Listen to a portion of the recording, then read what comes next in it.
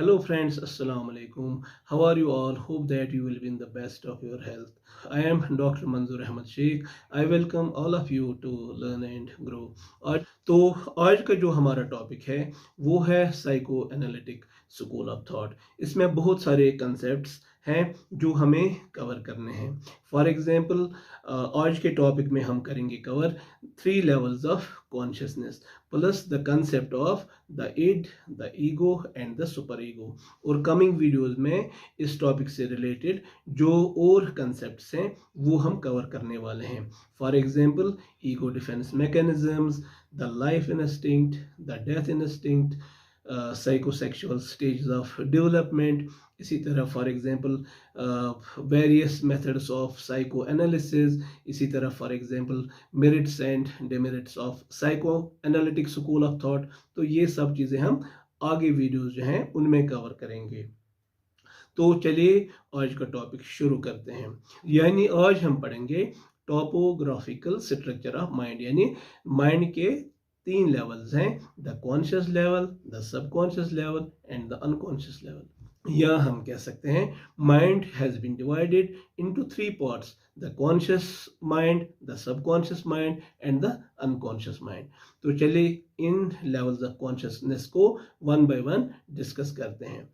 तो as far as the conscious mind goes, it is concerned with current feelings, current thoughts, current ideas and whatever is happening around us in a present moment.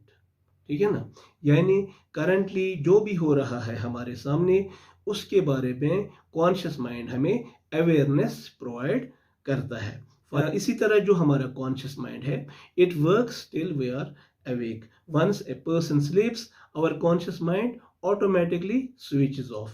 यानी जब तक हम बेदारी की हालत में होते हैं तब तक हमारा जो कॉन्शियस माइंड है काम करता रहता है। फॉर एग्जांपल इस वक्त मैं लेवल्स ऑफ कॉन्शियसनेस के बारे में लेक्चर दे रहा हूं, तो मैं इसके बारे में कॉन्शियस हूं, ठीक है ना। तो आप भी इस लेक्चर को सुन रहे हैं तो आप भी इसके बारे में कॉन्शियस हैं। तो हो सकता है कुछ और चीज़ों को भी आप इस वक्त ऑब्जर्व कर रहे हों लेक्चर सुनने के साथ साथ। इसका मतलब है उन चीज़ों के बारे में भी आप कॉन्शियस हैं। या once we are done with this job, once we are done with this task, we will be engaged in a next task. तो उस वक्त हम उसके बारे में कॉन्शियस होंगे। तो इसी तरह ये चलता रहता है। तो आई होप कि ये चीज़ आपको क्लियर हो गई। और हाँ, सिगमंड फ्राइड ने ये भी कहा कि as Sigmund Freud is concern, he was of the view conscious mind is just 1/10 of our whole mind. Conscious mind is, that is to say, conscious mind consists of only 10% of our mind. ठीक, तो now let us switch on to subconscious mind. Subconscious mind, there are some terms which are used synonymously for subconscious mind, जैसे कि फोरकॉन्शियस mind है, preconscious mind है या available memory है। यानी इनको सिनोनिमसली यूज किया जाता है सबकॉन्शियस माइंड के लिए, ठीक है ना। तो सबकॉन्शियस माइंड जैसे ये हमारे माइंड का जो है मिडल वाला पोर्शन होता है। जैसे कि फॉर एग्जांपल अगर एक कॉन्शियस लेवल है, कॉन्शियस माइंड है हमारा या कॉन्शियस लेवल है, फिर इसके बाद सबकॉन्शियस होता है, ठीक है ना। तो बाद में होता है फिर अनकॉन्शियस, ठीक है ना। तो ये मिडल में होता है। As far as the subconscious mind goes, इसमें हमारी लाइफ से जितनी भी चीज़ें रिलेटेड होती हैं, चाहे वो हमारी मेमोरीज हो, आइडियाज़ हो, थॉट्स हो, नॉलेज हो, इंफॉर्मेशन हो, हमारी एक्सपीरियंसेस हो, चाहे पॉजिटिव एक्सपीरियंस, चाहे प्लेजेंट एक्सपीरियंसेस हो, अनप्लेजेंट एक्सपीरियंसेस हो, जो भी चीज़ें हमने लाइफ में एक्सपीरियंस की हैं, जो भी हमारी लाइफ के साथ हुआ है, तो वो सब यानी प्रेजेंट मोमेंट तक वो सब इस सबकॉन्शियस माइंड में जो है सेव होता है, ठीक है ना। यानी हमारा जो सबकॉन्शियस माइंड है इसमें जो भी इंफॉर्मेशन होती है वो एक्सेसिबल होती है, वो रिट्रीवेबल होती है, उसको हम रिकॉल कर सकते हैं, उसको हम रिप्रोड्यूस कर सकते हैं। लेकिन करंटली हम सबकॉन्शियस माइंड के बारे में अवेयर नहीं होते हैं। लेकिन जो ही हमें कोई इंफॉर्मेशन चाहिए होती है तो हम उस इंफॉर्मेशन को आराम से यानी रिट्रीव कर सकते हैं, रिप्रोड्यूस कर सकते हैं। For example, I may ask you some questions. How many family members do you have? How many fast friends do you have? Ask you कि आपकी हॉबीज क्या हैं। तो जो ही मैंने आपको ये क्वेश्चंस पूछे तो आपने you just gave them A thought, उसके बाद आपने सब क्वेश्चंस के रिप्लाईज दिए। सबकॉन्शियस माइंड है, ये हमारे लिए एक्सेसिबल है। जब भी हमें कोई इंफॉर्मेशन चाहिए होती है तो हम उसको आराम से मतलब उसको रिट्रीव कर सकते हैं, उसको रिकॉल कर सकते हैं या रिप्रोड्यूस कर सकते हैं, ठीक है ना। तो ये सबकॉन्शियस माइंड का काम है। Now let us talk about the unconscious mind. As far as Sigmund Freud is concerned, the unconscious mind is the storehouse of repressed ideas, repressed conflicts, repressed motives, repressed desires, repressed wishes, repressed experiences, repressed feelings, repressed thoughts. तो according to Sigmund fried हमारा जो unconscious mind है ये उन चीज़ों का store house होता है जिनको हम रिप्रेस करते हैं।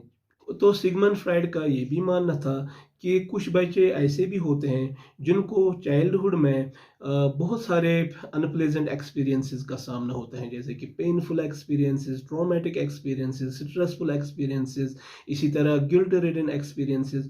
तो चूंकि वो छोटे होते हैं, चूंकि वो इमेच्योर होते हैं, चूंकि उनकी थिंकिंग उतनी डेवलप्ड नहीं होती हैं, तो वो इन एक्सपीरियंसेस के साथ कोप अप नहीं कर पाते, इनको वो टैकल नहीं कर पाते, इनको वो मैनेज नहीं कर पाते हैं, ठीक है ना। तो विद द रिजल्ट वो इन चीज़ों को, इन एक्सपीरियंसेस को दबाते हैं, रिप्रेस करते हैं। सिगमंड फ्राइड का मानना था कि बचपन के जो 5 या 6 साल होते हैं वो बहुत ही इम्पोर्टेंट होते हैं एक बच्चे की डेवलपमेंट के लिए, एक बच्चे की ग्रोथ के लिए, ठीक है ना।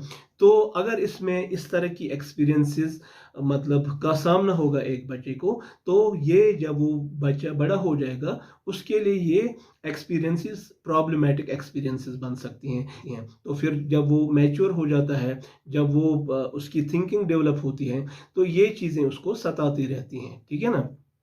तो सिगमंड फ्राइड ने कहा कि यही चीज़ें कभी कभार कुछ, अगर ये इनमें सीवियरिटी ज़्यादा है, कभी कभार ये हमारे मल अडेप्टिव बिहेवियर का कारण बनते हैं, ये हमारे साइकोलॉजिकल प्रॉब्लम्स का कारण बनते हैं। इसी की वजह से बहुत सारे साइकोलॉजिकल प्रॉब्लम्स होती हैं, साइकोलॉजिकल डिसऑर्डर्स होते हैं।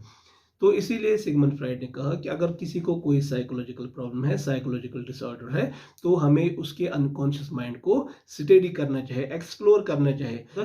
तो उससे हमें ये पता चलेगा what are the causes of his problematic behaviour, what are the causes of his for example maladaptive behaviour. एक बात ये कहना चाहूँगा, ये जो अनकॉन्शियस लेवल पे जो एक्सपीरियंसेस होते हैं यूजुअली ये हमारे एक्सेस से बाहर होती हैं, लेकिन अभी एक हकीकत है, कुछ चीज़ें ऐसी हो सकती हैं जिनके बारे में हमें बिल्कुल अवेयरनेस ना हो, लेकिन बहुत सारी ऐसी चीज़ें भी होती हैं, बहुत सारी ऐसी एक्सपीरियंसेस जो हमारे मतलब अनकॉन्शियस माइंड में होती हैं, उनके बारे में हमें अवेयरनेस भी होती है, उनके बारे में हमें पता होता है कि ये चीज़ें हैं जो हमें हमारे लिए प्रॉब्लमैटिक हैं, ठीक है ना। It was all about the 3 levels of consciousness given by Sigmund Freud.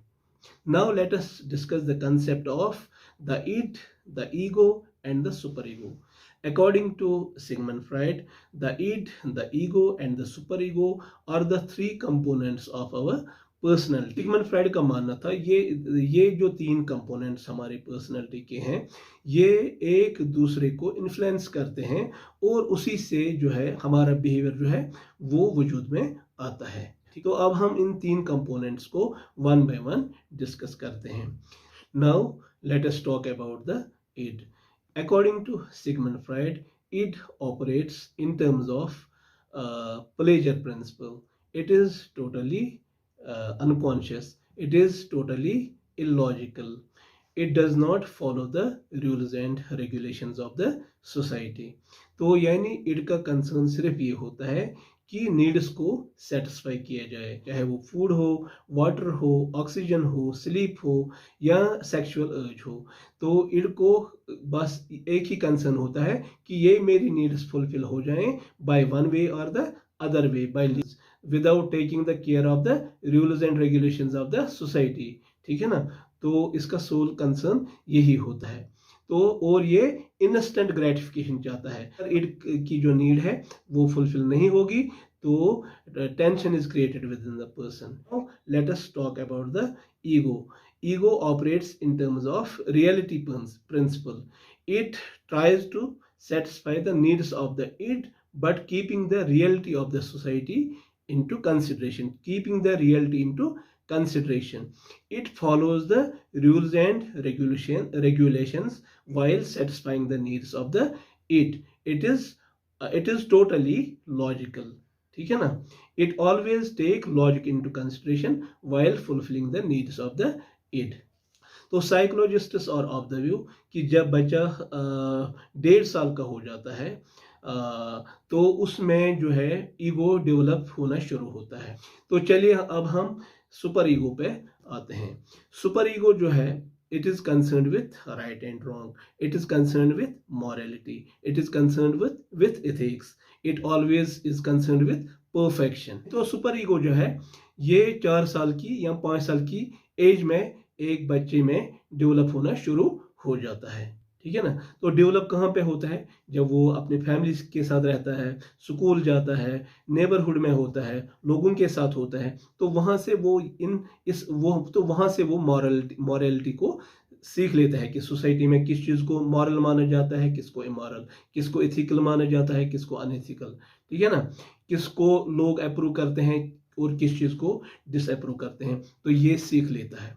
तो लास्ट में अब मैं एक एग्जाम्पल कोट करना चाहूँगा, तो उससे इन तीनों का रोल जो है क्रिस्टल क्लियर हो जाएगा कि कैसे ये टुगेदरली काम करते हैं। जब इनमें हार्मोनी होती है तो इंसान की लाइफ में पीस होती है, इंसान की लाइफ में जो है बैलेंस होती है। तो जब इनमें डिसहार्मनी पैदा होती है, इनकम्पैटिबिलिटी पैदा होती है, तो इंसान के लाइफ में जो है रेस्टलेसनेस होती है। हम एग्जाम्पल को लेते हैं। कभी हम जाते हैं किसी शॉपकीपर के पास, ठीक है ना, हमें कोई चीज़ खरीदना होता है। तो जब हम शॉपकीपर से चीज़ खरीद लेते हैं तो फिर उससे उसके प्राइस के बारे में बताता है। तो मान लीजिए वो हमें कहता है कि यू हैव टू पे 650 रुपीज़। ठीक है ना? तो हमारे पास मान लीजिए कि 500 के 2 नोट हैं, तो हम उसको 1000 रुपया देते हैं। तो अब उसको देना कितना है वापस? उसको देना है 350, क्योंकि 650 प्लस 350 हो गया 1000। उसको 350 रुपीज़ हमें वापस देना था। तो मिस्टेकनली वो हमें 450 रुपीज़ देता है। तो हमने इंस्टेंटली इस चीज़ को नोटिस किया। तो ईड जो है इसका ये सेल्फिश होता है, ये इलॉजिकल होता है, ये रूल्स एंड रेगुलेशंस को फॉलो नहीं करता है। अब हमने इस चीज़ को इंस्टेंटली ऑब्जर्व किया, इस चीज़ को नोटिस किया कि इसने हमें 100 रुपया ज़्यादा दिया। तो अगर ये डोमिनेंट है तो हम खुश हो जाएंगे, हम उसको इसके बारे में नहीं बताएंगे। जो ही हम घर पहुंच जाते हैं तो सुपर ईगो और ईगो ऑपरेशन में आते हैं। सुपर ईगो हमें गिल्ट फील करवाता है क्योंकि हमने मॉरलिटी का पास नहीं किया, हम मॉरलिटी के अगेंस्ट हो गए। और इसी तरह ईगो जो है वो हमें कहता है कि you have gone against the reality, you have gone against the rules and regulations of the society. आपने दोनों हमें इस चीज़ पे मोटिवेट करते हैं कि आपने उसका 100 रुपया ज़्यादा लिया है। तो अब हमने डिसाइड किया कि नहीं, हम उसको 100 रुपये वापस देंगे। उसके बाद हम उस दुकानदार के पास वापस जाते हैं, हम उसको कहते हैं कि भाई आपने 100 रुपया हमको ज़्यादा दिया था, तो ये आपका 100 रुपया है। तो उसके बाद सुपर ईगो, चूंकि it is concern with perfection, it is concern with morality, तो ये अब हमें ये गिल्ट खत्म करने के लिए ये हमें इस चीज पे उकसाएगा कि अब आप इससे माफी भी मांगो। तो हम उसको फिर अपोलोजाइज भी करेंगे। According to Sigmund Freud, id, ego और सुपर ईगो हमेशा हार्मनी में होने चाहिए। अगर इनमें हार्मनी नहीं होगी, कंपैटिबिलिटी नहीं होगी, हम आहंगी नहीं होगी, तो एक इंसान हमेशा कन्फ्लिक्ट में रहेगा। तो जो ही इनमें हार्मनी आ जाती है वो इंसान पीस फील करता है। It was all about today's topic. Hope that आपने इसको अच्छे से अंडरस्टैंड किया होगा। अगर आपको आज का वीडियो अच्छा लगा, do like, share and subscribe the channel. जो लोग नए हैं चैनल पे वो प्लीज़ चैनल को सब्सक्राइब करें ताकि आने वाले जो वीडियोस हैं उनका नोटिफिकेशन उन तक पहले पहुंच जाए। Thank you for watching this video till the end. Stay happy and blessed. खुदा हाफिज।